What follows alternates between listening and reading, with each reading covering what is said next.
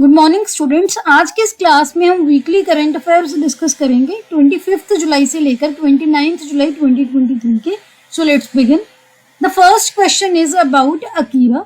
So recently जो India की cyber space agency है, यानी कि जो एजेंसी साइबर स्पेस में काम करती है उसकी मॉनिटरिंग के लिए, साइबर स्पेस फेडरल एजेंसी है कंट्री की, उन्होंने अकीरा के अटैक के लिए एक सावधानी जो है वो लोगों को अवेयर किया है। अकीरा क्या है? एक रैंसमवेयर है। रैंसमवेयर एक इंटरनेट रैंसमवेयर वायरस है जो क्या करता है, अगर वो किसी भी कंप्यूटर में एक वायरस की तरह आता है तो उस कंप्यूटर का या उस यूजर का सारी इंफॉर्मेशन वो चुरा लेगा, उसी डेटा को एनक्रिप्ट कर देगा। उसके बाद जिसका भी वो डेटा होगा उसको ब्लैकमेल करेगा पैसे की फॉर्म में, पैसे के बदले में, कि आप हमें पैसा दो तो हम आपको ये इन्फॉर्मेशन देंगे। तो ये जो कंप्यूटर मालवेयर है ये अभी विंडोज और लिनक्स बेस्ड सिस्टम्स को अटैक कर रहा है, टारगेट कर रहा है। अकीरा का अगर आपको क्वेश्चन आता है तो एक तो ये चीज कि विंडोज और लिनक्स बेस्ड सिस्टम पर ये अटैक कर रहा है क्या ये लोगों ये वाइटल इंफॉर्मेशन जो स्टील कर रहा है, तो इसके बारे में आपको पता होना चाहिए क्योंकि क्वेश्चंस ऐसे डायरेक्टली आ जाते हैं कि अकीरा न्यूज में था, क्या है ये। Next news is about recently G20 के समिट के दौरान हमारे माननीय प्रधानमंत्री जी ने अफ्रीकन यूनियन की G20 में परमानेंट मेंबरशिप के लिए एक प्रपोजल रखा था और बाकी मेंबर्स को भी बोला था कि आप AU की मेंबरशिप के लिए G20 में सपोर्ट कीजिए।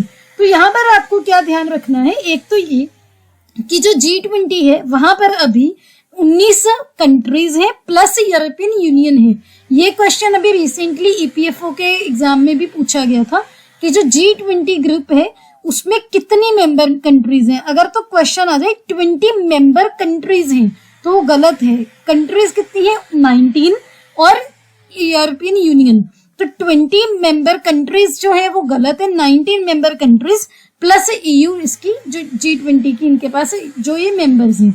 अब अगर हम बात करें कि अफ्रीकन यूनियन क्या है, अफ्रीकन यूनियन एक कॉन्टिनेंटल बॉडी है जिसमें 55 मेंबर स्टेट्स हैं। जो देश अफ्रीका के कंटिनेंट को बनाते हैं तो वो सभी देश मिलकर अफ्रीकन यूनियन बनाते हैं। ये ऑफिशियली 2002 में लॉन्च हुई थी। African Union Organisation of African Unity के सक्सेसर की तरह AU जो है इसका विजन क्या है? An integrated prosperous and peaceful Africa driven by its own citizens and representing the dynamic force in the global arena. तो ये इसका विजन है। अफ्रीकन यूनियन के हेडक्वार्टर्स की अगर बात करें तो इसके हेडक्वार्टर्स हैं इथियोपिया में। तो ये सभी पॉइंट्स हैं जो आपको ध्यान रखने हैं। आगे हम बात करते हैं, रिसेंटली वेस्ट बंगाल की गवर्नमेंट ने अनाउंस किया है कि वो वेस्ट बंगाल में मैनग्रोव सेल बनाएंगे मैनग्रोव सेल सेटअप करेंगे। जो वेस्ट बंगाल है, पश्चिम बंगाल है, वहां पर हमारे देश के 40% मैनग्रोव फॉरेस्ट वहां पर जो है प्रेजेंट है। ये जो डिसीजन है, ये जो अनाउंसमेंट है international day for the conservation of mangrove ecosystem वाले दिन की गई है।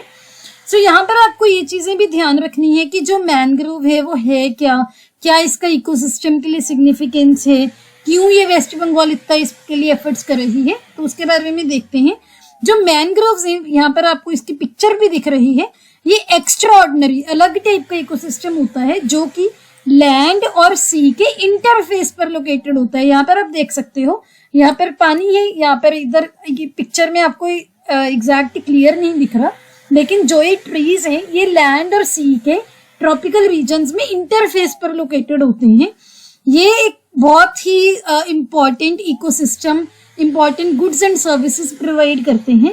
सस्टेनेबल लाइवलीहुड तो प्रोवाइड करते हैं, लेकिन जो नेचुरल क्लामिटीज हैं, सपोज कोई बाढ़ आ गई, फ्लड्स आ गए, कोई भी सुनामी आ गई, ऐसे जो भी नेचुरल क्लामिटीज हैं उनको उनके अगेंस्ट भी एक प्रोटेक्टिव बैरियर की तरह काम करते हैं। यानी कि ये जो है ये लोगों की सेफ्टी के लिए नेचुरल क्लामिटीज में बहुत जरूरी है। आजकल अभी आप देख रहे हो इंडिया में कितनी ज्यादा जो है रेन्स की एक्सट्रीम सिचुएशन चल रही है, बहुत जगह फ्लड्स वगैरह आ रही हैं। तो ऐसी एग्जांपल्स आप कोट कर सकते हो अगर क्वेश्चन आता है कि जो हमारा एनवायरनमेंट है उसकी कंजर्वेशन हमारे लिए कितनी इंपॉर्टेंट है, तो आप इसकी भी एग्जांपल दे सकते हो कि जो वेस्ट बंगाल में मैनग्रोव्स हैं वो एक प्रोटेक्टिव बैरियर की तरह काम कर रही है। दैट्स वाई जो वेस्ट बंगाल गवर्नमेंट है वो भी इस पे काम कर रही है। अभी यहाँ पर आपको पता होगा कि सुंदरबंस भी है, आप अपनी एनसीईआरटीज में भी इसके बारे में पढ़ते हो, जो कि one of the largest mangrove forest है दुनिया में। ये जो है ये गेंजेस जो गंगा नदी है, ब्रह्मपुत्र नदी है और मेघना नदी है वेस्ट बंगाल में, उनके डेल्टा पर वहां पर ये स्प्रेड हुई है, फैली हुई है, और बांग्लादेश के आसपास के एरियाज पर। तो सभी पॉइंट्स आपको ध्यान रखने हैं। नेक्स्ट हम बात करते हैं, लास्ट वीक हमने एक न्यूज डिस्कस की थी कि honourable supreme court of India ने एनफोर्समेंट डायरेक्टरेट के जो चीफ डायरेक्टर हैं उनको बोला था कि आप अपने टाइम से पहले क्विट कर दीजिए, रेजिग्नेशन दे दीजिए। तो अभी सेंट्रल गवर्नमेंट ने सुप्रीम कोर्ट को रिक्वेस्ट की है कि जो ईडी के जो चीफ डायरेक्टर हैं संजय कुमार मिश्रा जी, उनको कंटिन्यू करने का, जब तक उनका टेन्योर है उनको कंटिन्यू करने की अप्रूवल दी जाए। और उन्होंने इस स्टेटमेंट, इस रिक्वेस्ट के टाइम पे FATF की एग्जांपल कोट की थी। तो FATF क्या है वो देखते हैं। FATF जो है ये एक global money laundering and terrorist financing watchdog है। मनी लॉन्ड्रिंग होती है जब आप अपने ब्लैक मनी को व्हाइट मनी में कन्वर्ट करते हो या दिखाते हो कि जो आपकी ब्लैक मनी है उसको व्हाइट मनी में आप कन्वर्ट करते हो। सिमिलरली टेररिस्ट फंडिंग क्या, फाइनेंसिंग क्या होती है कि टेररिस्ट एक्टिविटीज के लिए, टेररिज्म के लिए आप पैसा कर दे रहे हो, फाइनेंस कर रहे हो। तो ये जो ऑर्गेनाइजेशन FATF, ये इन दोनों मनी लॉन्ड्रिंग, टेररिस्ट फाइनेंसिंग को के लिए वॉच डॉग की तरह काम करता है, जो कि 1989 में सेटअप हुआ था। G7 की एक मीटिंग हो रही थी पेरिस में, वहां पर इनिशियली इसका ऑब्जेक्टिव था कि जो मनी लॉन्ड्रिंग है उसको कंट्रोल करना, कैसे उसको कंट्रोल किया जा सकता है वो देखने के लिए। लेकिन जब USA में 9/11 अटैक हुआ उसके बाद इन्होंने टेररिस्ट फाइनेंसिंग के लिए भी काम करना स्टार्ट कर दिया और उसको कंट्रोल करने के लिए 2012 में इन्होंने वेपन्स ऑफ मास डिस्ट्रक्शन की फाइनेंसिंग के लिए भी कंट्रोल करने के लिए भी काम करना शुरू किया। अगर हम बात करें कि इंडिया इसका मेंबर है या नहीं, इंडिया ने इनिशियली ऑब्जर्वर स्टेटस की तरह ज्वाइन किया था 2006 में, लेकिन 2010 में इंडिया FATF का फुल मेंबर बन गया। FATF का जो हेडक्वार्टर है वो कहाँ पर है? पेरिस में। FATF में 2 लिस्ट होती हैं, आप बहुत बार पढ़ते भी होंगे, ग्रे लिस्ट, क्योंकि पाकिस्तान काफी टाइम से ग्रे लिस्ट में रहा है, काफी टाइम। तो इसमें 2 लिस्ट होती हैं, एक ग्रे लिस्ट, एक ब्लैक लिस्ट। ग्रे लिस्ट में वो कंट्रीज इंक्लूडेड होती हैं जहां पर इनको लगता है कि मॉनिटरिंग बढ़ा दी जाए, कि यहाँ पर कोई भी चीज गलत होने के हमें शक है, तो मॉनिटरिंग बढ़ाई जाती है। लेकिन ब्लैक लिस्ट में क्या होता है, जो कंट्रीज ग्रे लिस्ट में हैं, अगर उनको कोई भी FATF देती है कि हमें आप ये चीज का डाउट है, लेकिन वो कंट्रीज उनको एड्रेस नहीं कर सकती, यानी कि उसको जस्टिफाई नहीं कर पाई कि हम ये काम नहीं कर रहे, हम गलत नहीं है, तो उन कंट्रीज को हाई रिस्क जुरिस्डिक्शन पर डाल दिया जाता है, जिसको ब्लैक लिस्ट बोलते हैं। तो अगर क्वेश्चन आता है कि ग्रे लिस्ट, ब्लैक लिस्ट किसका पार्ट है? FATF का। नेक्स्ट हम बात करते हैं, ताइवान में एक एनुअल एक्सरसाइज होती है हैन क्वांग नाम की, जिसको हैन ग्लोरी के नाम से भी जाना जाता है।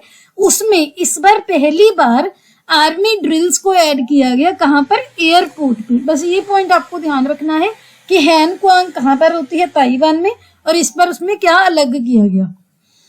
आगे हम बात करते हैं, recently supreme court of India ने एक स्टेटमेंट दी है, जब उनके पास एक पिटीशन गई कि आप राजस्थानी लैंग्वेज को 8th शेड्यूल में ऐड कर दीजिए। 8th शेड्यूल क्या होता है? जिसमें अभी करंटली इंडिया की 22 शेड्यूल लैंग्वेज है। 8th शेड्यूल है जो भारत के संविधान का, उसमें जो भी लैंग्वेजेस है वो शेड्यूल्ड लैंग्वेजेस हैं। तो अभी रिसेंटली राजस्थानी लैंग्वेज को ऐड करने में 8th शेड्यूल में, उसके लिए पिटीशन हुई थी, लेकिन सुप्रीम कोर्ट ने बोला है कि हम गवर्नमेंट ऑफ इंडिया को ये नहीं बोल सकते कि आप किसी भी लैंग्वेज को ऑफिशियल लैंग्वेज या शेड्यूल लैंग्वेज की तरह डिक्लेयर कर दो।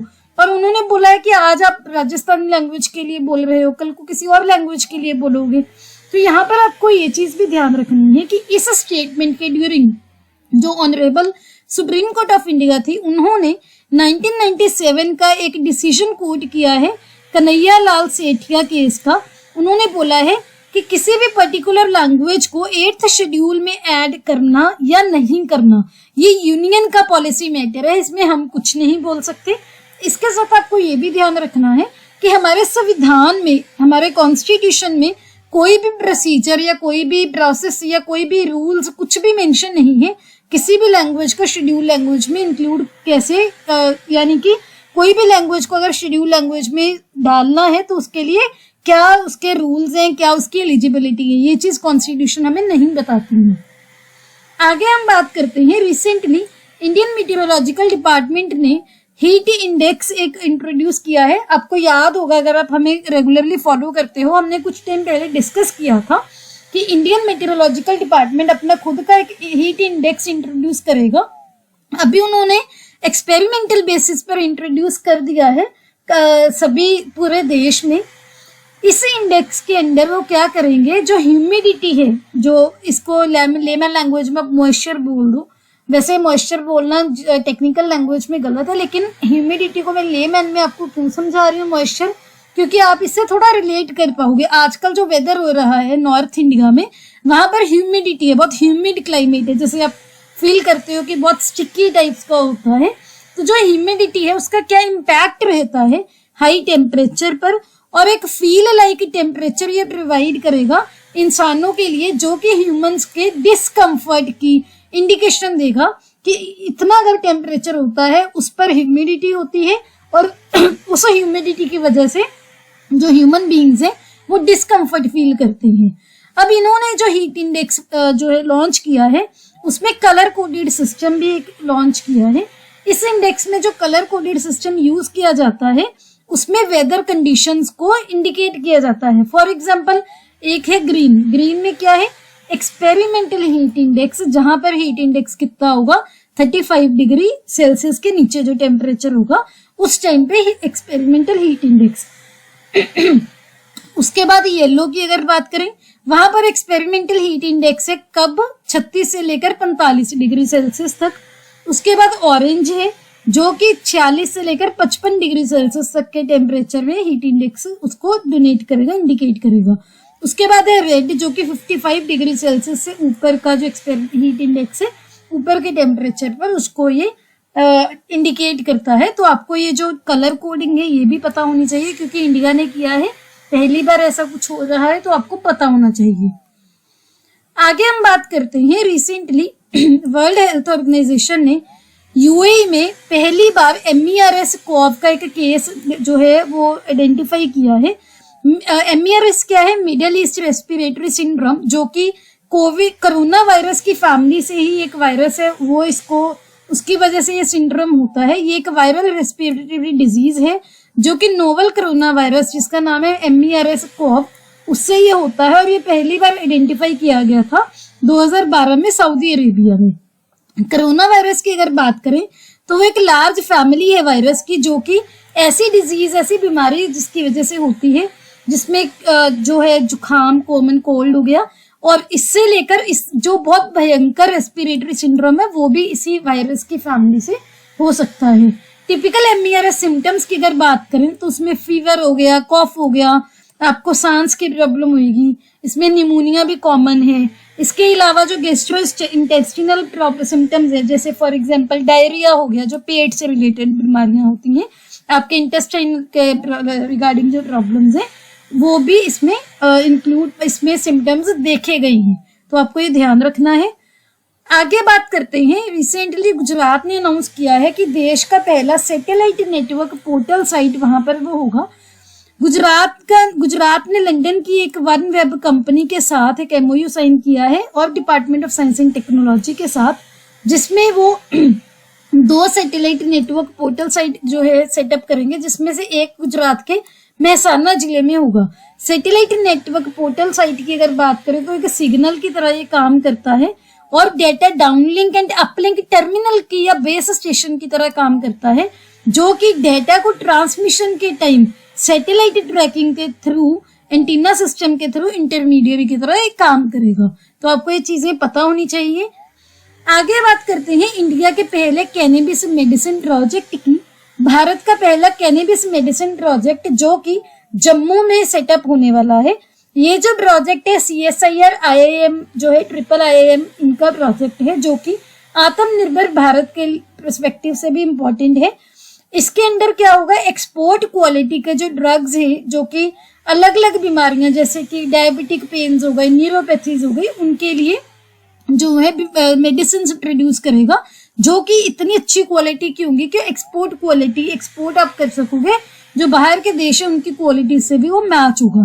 कैनबिस रिसर्च प्रोजेक्ट है जो CSIR IIIM जम्मू का, ये इंडिया का पहला ऐसा प्रोजेक्ट है जो कि PPP मॉडल के अंडर एक कैनेडियन फर्म के साथ ये जो है बनने वाला है, सेटअप होने वाला है। आगे हम बात करते हैं उड़ीसा की। उड़ीसा के कैबिनेट ने रिसेंटली मिशन शक्ति स्कूटर योजना एक अप्रूव की है। इस स्कीम के अंडर एक इंटरेस्ट सबवेंशन क्या होता है कि आपको इंटरेस्ट थोड़ा कम भरना पड़ेगा। सो बैंक के लोन्स पर इंटरेस्ट सबवेंशन की एक फैसिलिटी दी जाएगी अप टू 1 लाख की। इससे क्या होगा, जो बेनिफिशियरीज होंगे वो स्कूटर खरीद सकेंगे। स्टेट गवर्नमेंट ने इसके लिए अभी 528 करोड़ का जो बजट अप्रूव किया है, जो कि नेक्स्ट 5 साल के लिए इस स्कीम को जो है इम्प्लीमेंट करने के लिए किया गया है। आगे बात करते हैं, रिसेंटली यूनाइटेड किंगडम ने फॉर्मली साइन कर लिया है ट्रांस पैसिफिक ट्रेडिंग ब्लॉक में, जिसका नाम है comprehensive and progressive agreement for trans pacific partnership यानी कि CPTPP, जो कि फ्री ट्रेड एग्रीमेंट है Australia, Brunei, Canada, Chile, Japan, Malaysia, Mexico, Peru, New Zealand, Singapore और वियतनाम के बीच। जो यूके है, यूनाइटेड किंगडम है, इन्होंने ब्रेक्जिट के बाद ये पहली बार जो है एक मेजर ट्रेडिंग ब्लॉक में इन्होंने एडिशन किया है। और जब ये ब्लॉक ये 2018 में बना था, उसके बाद पहली यूरोपियन नेशन होगी जिन्होंने ये ज्वाइन किया है।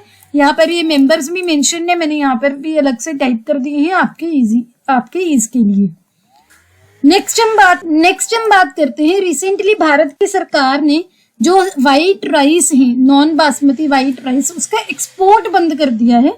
उसका कारण क्या है कि गवर्नमेंट नहीं चाहती कि अगर हमारे देश में एक्सपोर्ट की वजह से इसका जो स्टॉक है वो कम हो जाएगा, शॉर्टेज हो जाएगी, उसकी वजह से हमारे सिटीजन्स को उसके लिए ज्यादा पे करना पड़े, यानी कि जो व्हाइट राइस है, नॉन बासमती व्हाइट राइस, उसकी सप्लाई कम होने की वजह से जो प्राइसेस हैं वो इंक्रीज ना हो जाए। तो ये चीज आपको ध्यान रखनी है।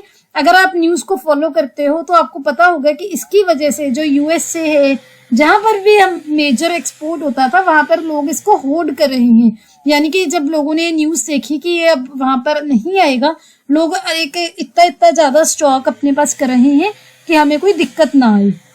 आगे बात करते हैं सेमिकॉन इंडिया 2023 की, जो कि गुजरात में रिसेंटली कंडक्ट होने के लिए अनाउंसमेंट हुई है। यहाँ पर 23 देश वो पार्टिसिपेट करेंगे और बहुत सारे स्टेट्स भी पार्टिसिपेट करेंगे। इसका एम क्या है, सेमीकंडक्टर इंडस्ट्री की ग्रोथ को बढ़ाना।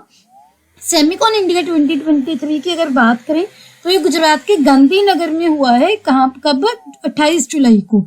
सेमीकंडक्टर्स जो है एक ऐसे मटेरियल होते हैं जिनकी कंडक्टिविटी कंडक्टर्स और नॉन कंडक्टर या इंसुलेटर के बीच में लाई करती है, तो आपको ये भी पता होना चाहिए।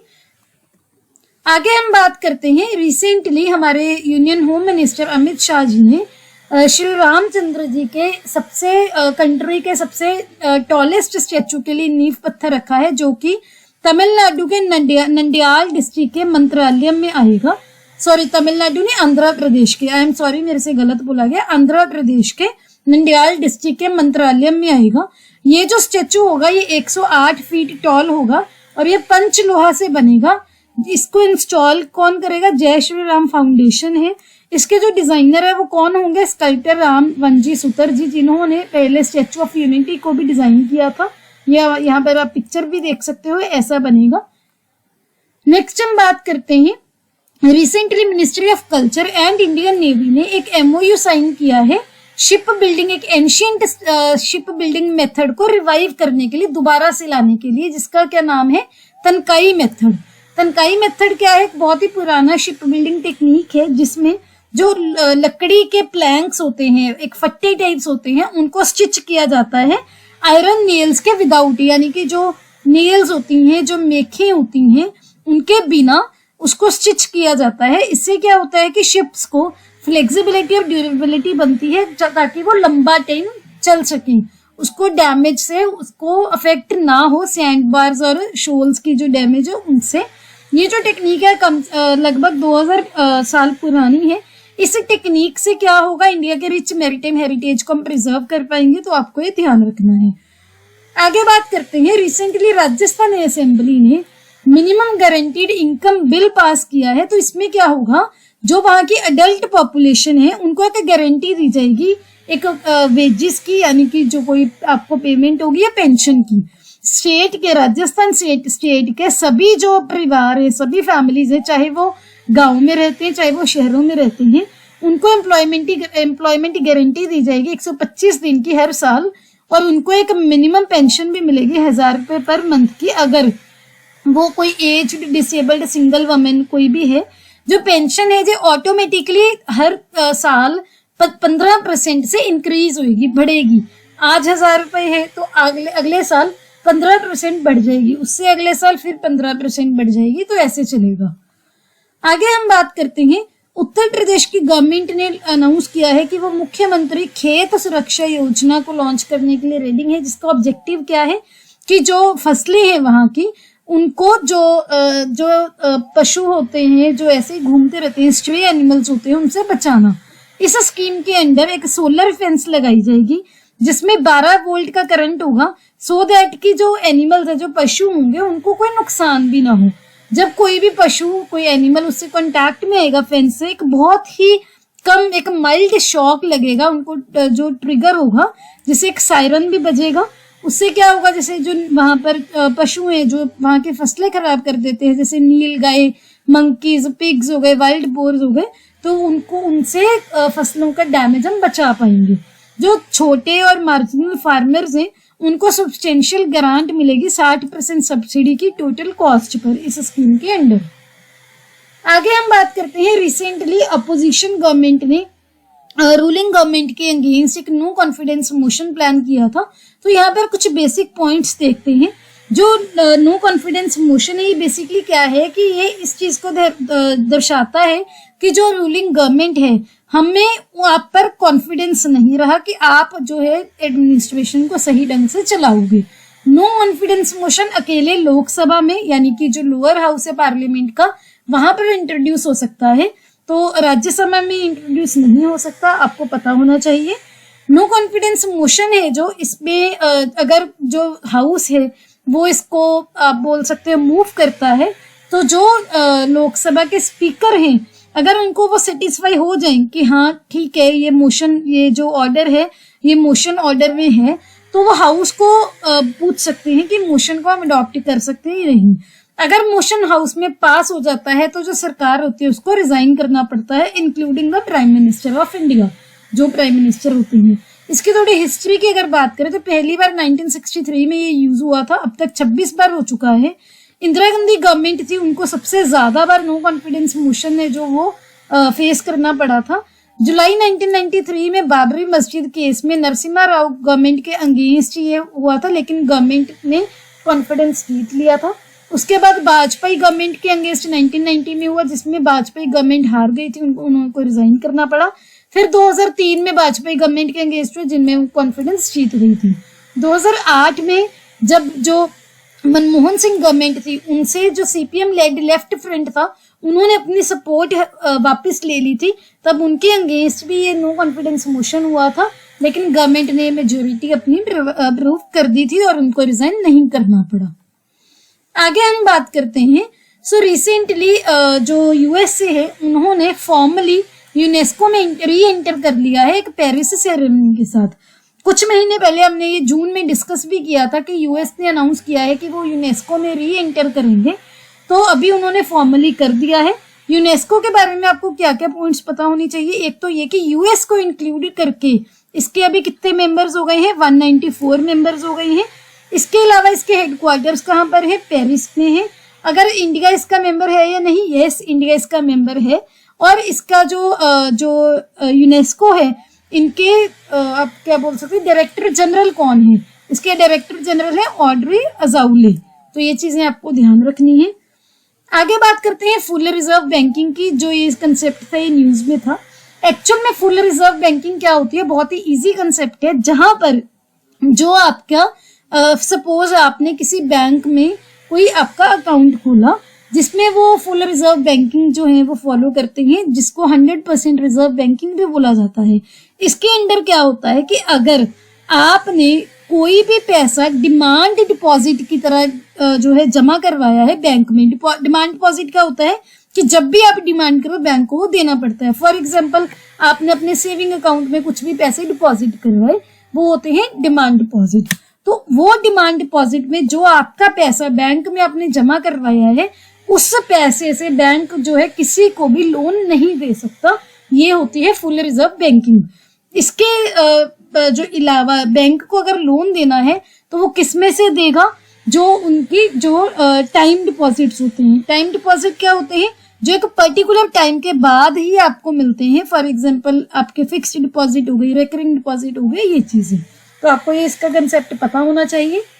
आगे बात करते हैं, रिसेंटली इंटरनेशनल मॉनेटरी फंड ने भारत की जीडीपी ग्रोथ का फोरकास्ट फाइनेंशियल ईयर 24 के लिए कितना कर दिया है, 6.1%। पहले ये था, उन्होंने जो अप्रैल में प्रिडिक्ट किया था वो क्या था 5.9%, लेकिन अभी कितना उन्होंने प्रिडिक्ट किया है 6.1%। तो बस ये चीज आपको ध्यान रखनी है।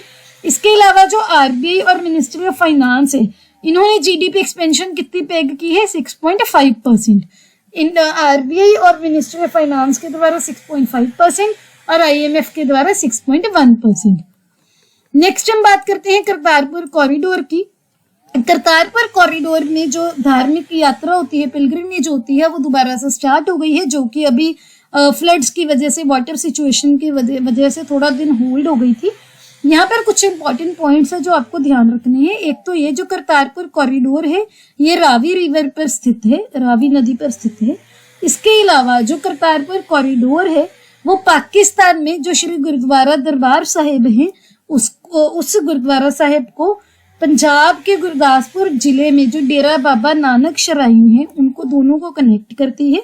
गुरुद्वारा दरबार साहिब है जो हमारे जो सिखिज्म के जो फाउंडर हैं श्री गुरु नानक देव जी, उनका ये फाइनल रेस्टिंग प्लेस भी है गुरुद्वारा दरबार साहिब, जो कि अभी पाकिस्तान में सिचुएटेड है। तो इन दोनों गुरुद्वारा साहिब को ये जो कॉरिडोर है ये कनेक्ट करता है। तो ये चीजें आपको ध्यान रखनी है। नेक्स्ट हम बात करते हैं, रिसेंटली आरबीआई ने एक नोटिफिकेशन इशू की है कि जो कोरियन नोंग ह्यूप बैंक है उसको आरबीआई एक्ट 1934 के सेकंड शेड्यूल में इंक्लूड कर दिया गया है। ये जो बैंक है ये साउथ कोरिया में बेस्ड है, जो कि 2016 से भारत में काम कर रहा है। इससे क्या होगा, बैंक को बहुत सारी फैसिलिटीज आरबीआई की वो बैंक को एक्सेस मिल जाएगा। फॉर एग्जांपल लिक्विडिटी सपोर्ट हो गई, क्लियरिंग सर्विसेज हो गया, access to government security options, ये सभी चीजें। नेक्स्ट हम बात करते हैं मेरी माटी मेरा देश कैंपेन की, जो कि गवर्नमेंट ने लॉन्च किया है। इसके अंदर क्या किया जाएगा कि देश के अलग अलग हिस्सों से मिट्टी ली जाएगी। उस मिट्टी को जो कर्तव्य पाथ है वहां पर एक गार्डन बनाने के लिए यूज किया जाएगा। कर्तव्य पाथ की अगर बात करें, ये जो पहले राजपथ था, राजपथ को रीडेवलप किया गया है सेंट्रल विस्टा रीडेवलपमेंट प्रोजेक्ट के अंडर, जिसका नाम कर्तव्य पाथ रख दिया गया है। कर्तव्य पाथ में राजपथ और सेंट्रल विस्टा लॉन्स दोनों ही इंक्लूडेड हैं। ये 3 किलोमीटर का स्ट्रेच है, जो कि पहले जो ये राजपथ है ये किसने बनाया था, एडविन लुटियंस और हर्बर्ट बेकर ने। ये जो दोनों आर्किटेक्चर्स थे, इन्होंने दिल्ली शहर को भी डिजाइन किया था अराउंड बहुत साल पहले। तो आपको ये चीजें ध्यान रखनी है। इसके अलावा जो ये पॉइंट्स हैं कि कर्तव्य पाथ का पहले क्या नाम था, ये जो कैंपेन है मेरी माटी मेरा देश, इसका क्या ऑब्जेक्टिव है, ये चीजें आपसे पूछ ली जा सकती हैं। इसके अलावा इस कैंपेन के अंडर जो है हर लेवल पर, पंचायत लेवल पर, ब्लॉक लेवल पर, अर्बन लोकल बॉडी लेवल पर, स्टेट लेवल पर, नेशनल लेवल पर, इन सभी लेवल्स पर इवेंट्स भी किए जाएंगे 9 अगस्त से लेकर 15 अगस्त से। और जो ये कैंपेन है ये आजादी का अमृत महोत्सव के सेलिब्रेशन के इवेंट की तरह ही उसी लाइन में किया जा रहा है। नेक्स्ट हम बात करते हैं, एक आर्टिकल आया था कि जो पान होता है उसमें स्लेक्ड लाइन जो यूज होता है उसकी वजह से बच्चों में ऑकुलर बर्न्स जो होते हैं उसका एक बहुत बड़ा ये एक कारण देखा गया है। सो जो स्लेक्ड लाइन में ये क्या होता है, स्लेक्ड लाइन का जो केमिकल नेम है वो है कैल्शियम हाइड्रोक्साइड, जिसका फॉर्मूला यहाँ पर भी लिखा हुआ है, जिसको स्लेक्ड लाइन या हाइड्रेटेड लाइन बोला जाता है।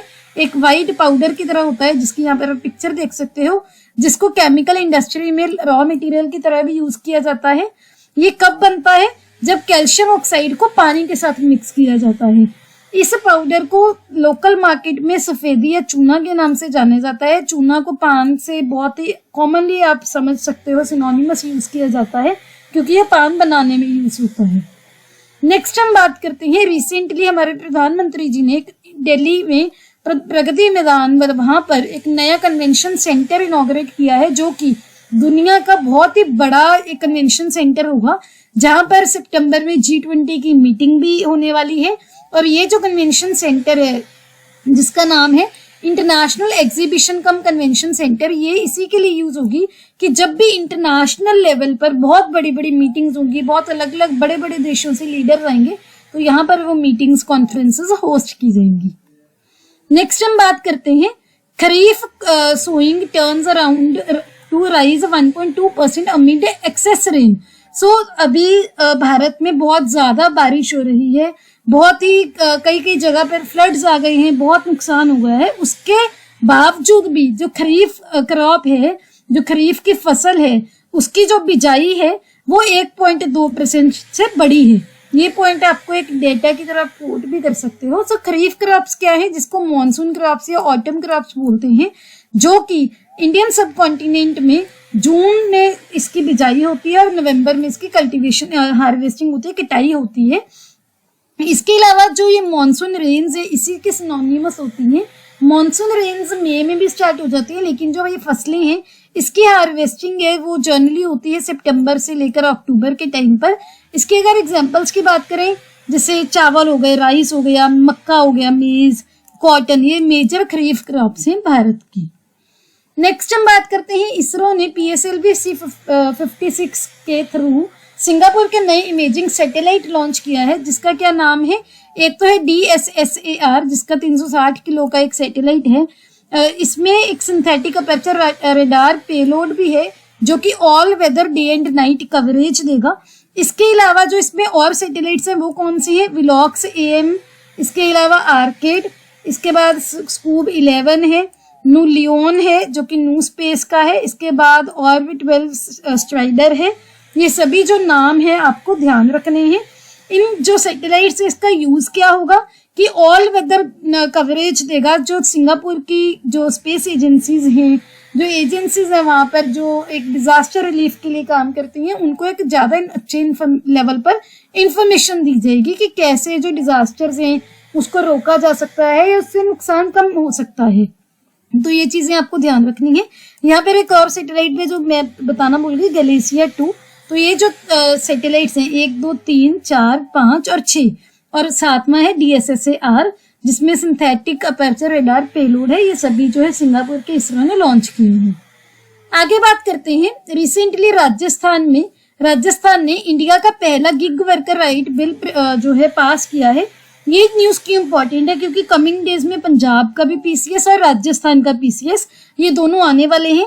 अगर आप हमारे व्हाट्सएप चैनल पर हो, वहां पर मैंने राजस्थान की जो जो ऑफिशियल नोटिफिकेशन थी वो भी मैंने वहां पर आपसे शेयर की थी। इसकी लास्ट डेट एप्लीकेशन की 31 जुलाई। अगर आप अप्लाई करना चाहो तो आप कर सकते हो। राजस्थान की गवर्नमेंट ने एक Rajasthan platform based gig workers registration and welfare bill 2023 जो है पास किया है। इसमें क्या होगा, जो अनऑर्गेनाइज्ड सेक्टर में जो गिग वर्कर्स काम करते हैं उनके लिए एक वेलफेयर बोर्ड बनाया जाएगा, जिसमें स्टेट के ऑफिशियल होंगे, गिग वर्कर्स से रिप्रेजेंटेटिव्स होंगे, एग्रीगेटर से होंगे और सिविल सोसाइटी से होंगे, जो कि इनके वेलफेयर की तरह काम करेंगे। जो गिग क्या है, गिग एक ऐसा स्लैंग वर्ड है जो ऐसे काम के लिए किया जाता है जो कि कुछ स्पेसिफिक टाइम के लिए होता है। ट्रेडिशनली इसको म्यूजिशियंस के लिए यूज किया जाता था जब वो परफॉर्म करते थे, लेकिन आजकल जो भी जैसे नॉन कॉन्ट्रेक्चुअल हैं उनके लिए, इंडिपेंडेंट कॉन्ट्रैक्टर्स हैं उनके लिए, कोई फ्रीलांसर्स हैं उनके लिए, या कोई भी जैसे कई कंपनीज होती हैं प्रोजेक्ट के बेसिस पर आपको हायर करती हैं कि आपकी जो एम्प्लॉयमेंट होगी वो इसी प्रोजेक्ट में होगी। जब ये प्रोजेक्ट खत्म हो जाएगा आपकी एम्प्लॉयमेंट भी हमारे साथ खत्म हो जाएगी। तो इन चीजों के लिए जो गिग टर्म यूज होती है। आगे बात करते हैं फिल्म फेयर के 69th एडिशन की, जो कि गुजरात होस्ट करने वाला है 2024 में। स्टेट की जो टूरिज्म कॉर्पोरेशन है उन्होंने वर्ल्ड वाइड मीडिया के साथ एमओयू भी साइन किया है इस इवेंट को होस्ट और प्रमोट करने के लिए और गुजरात को फिल्म डेस्टिनेशन की तरह प्रमोट करने के लिए। नेक्स्ट हम बात करते हैं यूएस नेवी को लीड करने वाली पहली वुमेन बनी है एडमायरल लीजा फ्रेंचेटी। इनकी जो यूएस के प्रेसिडेंट है उन्होंने इनको नॉमिनेट किया है, जिनकी यहाँ पर आप पिक्चर भी देख सकते हो। तो ये यूएस नेवी को लीड करने वाली पहली औरत होंगी। नेक्स्ट हम बात करते हैं recently minister of state for atomic energy and space minister doctor Jitendra Singh ने बताया है कि जो न्यूक्लियर पावर कैपेसिटी है इंडिया की वो 7000 मेगावाट से 22,480 मेगावाट तक पहुंच जाएगी बाय द ईयर 2031। तो ये जो डेटा है बस ये आपको ध्यान रखना है। प्रेजेंट अभी जो इंस्टॉल्ड कैपेसिटी है कंट्री की वो है 7,480 मेगावाट, जिसमें 23 न्यूक्लियर पावर रिएक्टर्स हैं। आगे बात करते हैं रशिया के बतागाइका क्रेटर की। वर्ल्ड का दुनिया का सबसे बड़ा 1 किलोमीटर लॉन्ग परमाफ्रॉस्ट रशिया का बतागाइका क्रेटर है, जो कि एक्सपैंड हो गया है, बढ़ गया है। किसकी वजह से? ग्लोबल वार्मिंग की वजह से। और जो परमाफ्रॉस्ट है वो उसको इफेक्ट हो रही है। जो डिफॉरेस्टेशन है, डिफॉरेस्टेशन क्या है? जो जंगलों को काटा जा रहा है उसने अंडरग्राउंड परमाफ्रॉस्ट मेल्टिंग को बढ़ा दिया। इससे क्या हुआ? क्रेटर की ग्रोथ हुई। कहां पर? रशिया के साखा रिपब्लिक में। परमाफ्रॉस्ट क्या होता है? कोई भी चीज जो परमानेंटली हमेशा से वहां पर जो है फ्रोजन रहती है, फ्रीज हुई रहती है, जिसका टेम्परेचर -32 डिग्री फ़ारेनहाइट से या उससे भी ज्यादा होता है लगातार 2 सालों के लिए। आगे बात करते हैं रिसेंटली अर्जेंटीना ने एक लेटर ऑफ इंटेंट साइन किया है हिंदुस्तान एरोनॉटिक लिमिटेड के साथ। किसके लिए? हेलीकॉप्टर्स खरीदने के लिए। तो अगर क्वेश्चन आता है कि HAL के साथ कौन से देश का एक MOU ये लेटर ऑफ इंटेंट साइन हुआ है, तो उसका आंसर है अर्जेंटीना, जो कि एक साउथ अमेरिकन कंट्री है। ये पहले लैटिन अमेरिकन नेशन है जिसने तेजस हेलीकॉप्टर्स को एक्वायर करने के लिए अपनी एयरफोर्स के लिए इंटरेस्ट दिखाया है। यहाँ पर लोकेशन भी देख सकते हो, ये साउथ अमेरिका का है, ये है अर्जेंटीना, जिसकी जो कैपिटल है ये है ब्यूनो आयर्स। इधर पैसिफिक ओशन है, इधर अटलांटिक ओशन है, यहाँ पर पैराग्वे है, यहाँ पर चिली है, यहाँ पर बोलीविया है और यहाँ पर उरुग्वे है। तो ये चीजें आपको ध्यान रखनी है। नेक्स्ट हम बात करते हैं रिसेंटली जो एक अनाउंसमेंट हुई है कि 5th helicopter and small aircraft summit host होगी। कहां पर? मध्य प्रदेश के खजुराहो में। कौन कौन इसके लिए ऑर्गेनाइजेशन काम करेगी? Ministry of civil aviation, Madhya Pradesh की government, Pawan Hans limited and federation of Indian chambers of commerce and industry यानी कि फिक्की। ये 25 जुलाई 2023 को हुई है, जिसका थीम था reaching the last mile regional connectivity through helicopters and small aircraft. इसका एम यही है कि जो उड़ान स्कीम है, जिसमें क्या वो है, उड़े देश का आम नागरिक, यानी कि जो रिमोट एरियाज हैं, पहाड़ी इलाके हैं, वहां पर भी उड़ान की एक्सपेंशन की जाए। वहां के लोगों को भी जो ये जो एयर ट्रांसपोर्ट है वो फैसिलिटेट करवाया जाए। नेक्स्ट हम बात करते हैं, एक अभी रिसेंटली एक पैनल अपॉइंट हुआ है डॉक्टर प्रणब सेन की चेयरमैनशिप के अंडर। किसके लिए? जो नेशनल स्टेटिस्टिकल ऑर्गेनाइजेशन है NSO, उसकी मेथडोलॉजी को रिव्यू करने के लिए। अभी रिसेंटली काफी कंट्रोवर्सी चल रही थी कि जो NSO का मेथड्स हैं किसी भी डेटा को रिकॉर्ड करने के लिए वो काफी पुराने हैं। तो इसी वजह से ये पैनल बनाया गया है। वो NSO के मेथडोलॉजी सारी उसको एनालिसिस करेगा कि जो प्रोसीजर्स हैं कैसे हैं और उन पे क्या इम्प्रूवमेंट हो सकती है। नेक्स्ट हम बात करते हैं, इटली ने रिसेंटली इंडिया के जो ट्रूप्स की कंट्रीब्यूशन थी सेकेंड वर्ल्ड वॉर के दौरान, दूसरे विश्व युद्ध के दौरान, उसको ऑनर करने का डिसीजन लिया है।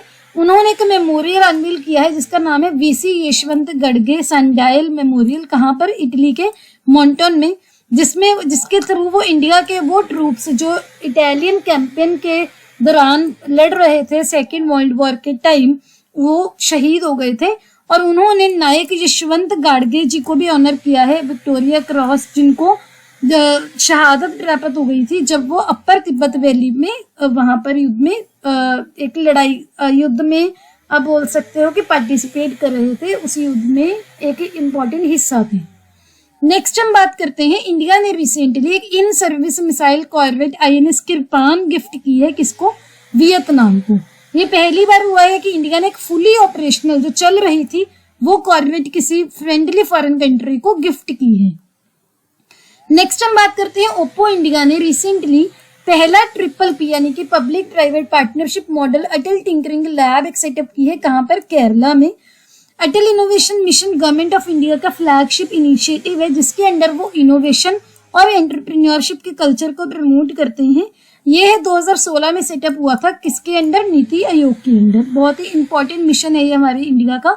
ओप्पो ने नीति आयोग की अटल इनोवेशन मिशन के साथ कोलैबोरेट करके पहली Atal tinkering lab public private partnership model पर केरला में इस्टेब्लिशमेंट के लिए अनाउंसमेंट की है। नेक्स्ट बात करते हैं G20 थिंक की, जो कि इंडियन नेवी ने लॉन्च किया है, जिसका सेकंड एडिशन। ये क्या है? G20 थिंक क्विज है, जो कि एक नेशनल और इंटरनेशनल लेवल पर क्विज कंपटीशन है, जो कि 9th क्लास से लेकर 12th क्लास के स्टूडेंट्स और उनके काउंटर पार्ट्स के लिए डिजाइन किया गया है। आगे बात करते हैं बेस्ट एंगेजमेंट अवार्ड की, जो कि मिनिस्ट्री ऑफ कॉमर्स ने जो दिया है GEM मॉडल्स के थ्रू ई प्रोक्योरमेंट की अचीवमेंट्स के लिए। किसको? कोल मिनिस्ट्री को। तो कोल इंडिया लिमिटेड को राइजिंग स्टार और NLC इंडिया लिमिटेड को टाइमली पेमेंट कैटेगरी में अवार्ड मिला है। गवर्नमेंट ई मार्केट प्लेस या जो GEM है, ये एक ऑनलाइन प्लेटफॉर्म है पब्लिक प्रोक्योरमेंट के लिए, जहां पर पब्लिकली प्रोक्योरमेंट कोई भी सामान की जो प्रोक्योरमेंट की जाती है ऑनलाइन मोड में। नेक्स्ट हम बात करते हैं रिसेंटली अल्जीरिया ने ब्रिक्स बैंक को ज्वाइन करने के लिए अप्लाई किया है। अल्जीरिया ने ब्रिक्स बैंक को ज्वाइन करने के लिए अप्लाई किया है रिसेंटली। आपको पता होगा कि जो ब्रिक्स बैंक था उसकी जो ब्रिक्स थी वो भी न्यूज भी थी। क्यों? क्योंकि ब्रिक्स की जो समिट है वो साउथ अफ्रीका के जॉन्सनबर्ग में होनी थी, जिस समिट में रशिया वर्चुअली पार्टिसिपेट करेगा, ना कि फिजिकली। तो ये इसमें हमने एक अपनी MCQ वीडियो में जो हम डेली 8 बजे डिस्कस करते हैं उसमें डिस्कस किया था। अल्जीरिया ने एक रिक्वेस्ट ये भी सबमिट की है कि मुझे अल्जीरिया को यानी कि ब्रिक्स बैंक में शेयर होल्डर मेंबर बनाया जाए। ब्रिक्स बैंक की अगर बात करें तो इसको पहले ब्रिक्स डेवलपमेंट बैंक के नाम से जाना जाता था, या फिर ब्रिक्स न्यू डेवलपमेंट बैंक की, जो कि मल्टीलेटरल फाइनेंशियल इंस्टीट्यूशन है। ब्रिक्स देशों ने स्टैब्लिश किया था। ब्रिक्स देश कौन कौन से हैं? Brazil, Russia, India, China and south Africa. इस बैंक का पर्पस क्या था? इंफ्रास्ट्रक्चर और सस्टेनेबल डेवलपमेंट एफर्ट्स को फोस्टर करना ब्रिक्स देशों में, डेवलपिंग देशों में और इमर्जिंग इकोनॉमीज में। इसका एम यही है अपने मेंबर नेशंस को सपोर्ट करना इनोवेशन में, टेक्नोलॉजी में। और जिसका जो ब्रिक्स बैंक है इसका हेडक्वार्टर कहाँ पर है? चाइना के शंघाई में। आगे बात करते हैं, नेक्स्ट हम बात करते हैं स्पोर्ट्स न्यूज की। So recently the tent pegging tournament हुआ था रशिया के मॉस्को में।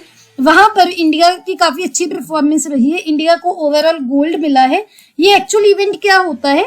ऐसे घुड़सवार होते हैं जो ऐसे अपने राइडर्स होते हैं, इस पर सवार होते हुए किसी भी ऑब्जेक्ट को, ऐसे टारगेट को अपनी स्वॉर्ड से, जहां पर ये ऐसे दिखाया गया है, उसके थ्रू टारगेट करते हैं। ये जो event international tent pegging tournament ये रशिया के मॉस्को में हुआ था, जहां पर 4 मेंबर की इंडियन टीम थी जिसको 11 मेडल्स मिले हैं, जिसमें 4 गोल्ड, 4 सिल्वर और 3 ब्रॉन्ज मेडल थे। ये जो इवेंट है ये कौन कंडक्ट करता है? इंटरनेशनल टेंट पेगिंग फेडरेशन, जो कि इंटरनेशनल गवर्निंग बॉडी है टेंट पेगिंग डिसिप्लिन के लिए, इक्वेस्ट्रियन स्पोर्ट के लिए, जो कि 21 से 23 जुलाई में हुई थी। आगे बात करते हैं, रिसेंटली कोरिया ओपन 2023 में जो हमारे सात्विक साईराज रंकीरेड्डी और चिराग शेट्टी हैं, इंडिया के जो बैडमिंटन प्लेयर हैं, इन्होंने इंडोनेशिया के प्लेयर्स को फजर अल्फियान और मोहम्मद रियान अर्डियंटो को हराकर कोरियन ओपन 2023 जीत लिया है। तो आपको ये ध्यान रखना है। यहाँ पर आप इनकी पिक्चर भी देख सकते हैं। नेक्स्ट बात करते हैं, अभी तमिलनाडु में एशियन चैंपियनशिप ट्रॉफी होने वाली है 2023 की चेन्नई में, जिसके लिए मैस्कॉट अनवील किया है तमिलनाडु में। क्या नाम है उसका? बोमन। ये जो टूर्नामेंट है, हॉकी टूर्नामेंट, ये कहाँ पर होंगे? ये होंगे चेन्नई के mayor Radha Krishnan hockey stadium में 3 अगस्त से लेकर 12 अगस्त तक, जिसमें India, China, Pakistan, Malaysia, Japan and Korea participate करेंगे। ये जो मैस्कॉट, इसकी आप पिक्चर देख सकते हो, इसका नाम है बोमन। आगे बात करते हैं हंगेरियन ग्रैंड प्रिक्स की, जो कि हंगरी के बुडापेस्ट में हुआ था, जिसमें मैक्स वर्स्टपेन ये जीते हैं टीम रेडबुल से। इनकी ये लगातार जो है 12th जीत है रेडबुल के लिए। यहाँ पर आप इनकी पिक्चर देख सकते हो। आगे बात करते हैं, हमारी जो women cricket player Harmanpreet Kaur है, इनको सस्पेंड किया गया है आईसीसी के कोड ऑफ कंडक्ट को ब्रीच करने के लिए, जो कि इंडियन वुमेन क्रिकेट टीम की कैप्टन थी, इनको 2 वायलेशंस के लिए, आईसीसी कोड ऑफ कंडक्ट के 2 वायलेशंस के लिए सस्पेंड किया गया है। कब? इंडिया और बांग्लादेश के 3rd वनडे इनिंग मैच के टाइम पे। आगे बात करते हैं फॉर्मूला 1 की, जिसके होस्ट के लिए हंगरी को 2032 तक अप्रूवल मिला गया है कि 2032 तक जो फॉर्मूला 1 F1 जो है टूर्नामेंट होंगे, कहाँ पर होंगे? हंगरी में। फॉर्मूला 1 है जो हंगेरियन ग्रैंड प्रिक्स है, ये F1 कैलेंडर का पार्ट रहेगा। फॉर्मूला 1 वेबसाइट में अगर उसके अकॉर्डिंग एग्जिस्टिंग जो डील थी जो 2023 तक थी, अब उसको एक्सटेंड कर दिया है 2032 तक। नेक्स्ट हम बात करते हैं, आपको पता होगा कि अभी आईसीसी वर्ल्ड कप 2023 से इंडिया में होने वाला है, जिसके ब्रांड एम्बेसडर बॉलीवुड के एक्टर शाहरुख खान को अपॉइंट किया गया है। उन्होंने इसका वर्ल्ड कप 2023 का कैंपेन भी लॉन्च किया, जिसका नाम है इट टेक्स 1 डे। ये जो इवेंट है ये भारत में 5 अक्टूबर से लेकर 19 अक्टूबर 2023 तक होने वाले हैं। नेक्स्ट हम बात करते हैं समर 2024 के समर ओलंपिक्स की, जो कि पेरिस में होने वाला है, जहां पर रशिया और बेलारूस को इनवाइटी से हटा दिया गया है, यानी कि रशिया और बेलारूस को इनवाइट नहीं किया गया, लेकिन जो वहां के एथलीट्स हैं उनको बोला है कि आप एज ए न्यूट्रल प्लेयर वहां पर compete कर सकते हो, वहां पर आपकी टीम्स नहीं compete करेंगी। नेक्स्ट बात करते हैं एशियन पैरा गेम्स 2023 की, जो कि चाइना में जो है होस्ट होने वाला है, जिसमें इंडिया के para badminton players Pramod Bhagat और सुकंत कदम, इन्होंने अपनी पोजीशन सील कर ली है, ये पार्टिसिपेट करेंगे। इनके साथ मनीषा रामदास है, वो भी इसमें पार्टिसिपेट करेंगे।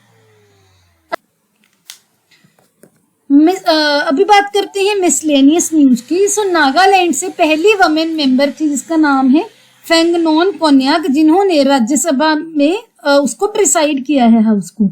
आगे बात करते हैं प्रधानमंत्री जी गुजरात के पहले ग्रीन फील्ड एयरपोर्ट को इनॉग्रेट करेंगे, कहाँ पर? हीरासार में, जो कि राजकोट में है। ये जो एयरपोर्ट है ये राजकोट इंटरनेशनल एयरपोर्ट की तरह इसको रीनेम भी किया गया है। नेक्स्ट बात करते हैं रशिया के प्रेसिडेंट व्लादिमीर पुतिन ने एक नया लॉ साइन किया है, जो कि LGBTQ+ कम्युनिटी के साथ जो है वो डील करेगा। LGBTQ क्या है? लेस्बियन, गे, बाइसेक्सुअल, ट्रांसजेंडर और क्वीर कम्युनिटी। इसके अंदर जो सेक्स चेंज है, ट्रांसजेंडर मैरिज है, ये भी बैन कर दी गई है। आगे बात करते हैं रिसेंटली राजस्थान में पहला ट्रांसजेंडर बर्थ सर्टिफिकेट इशू किया गया है, किसको? नूर शेखावत को, जो कि पहली ट्रांसजेंडर पर्सन बनी है राजस्थान की, जिनका जेंडर ट्रांसजेंडर की तरह रिकॉर्ड किया गया है। इसके बाद बात करते हैं लद्दाख के पहले वुमेन पुलिस स्टेशन की, जो कि कारगिल में इनॉग्रेट हुआ है।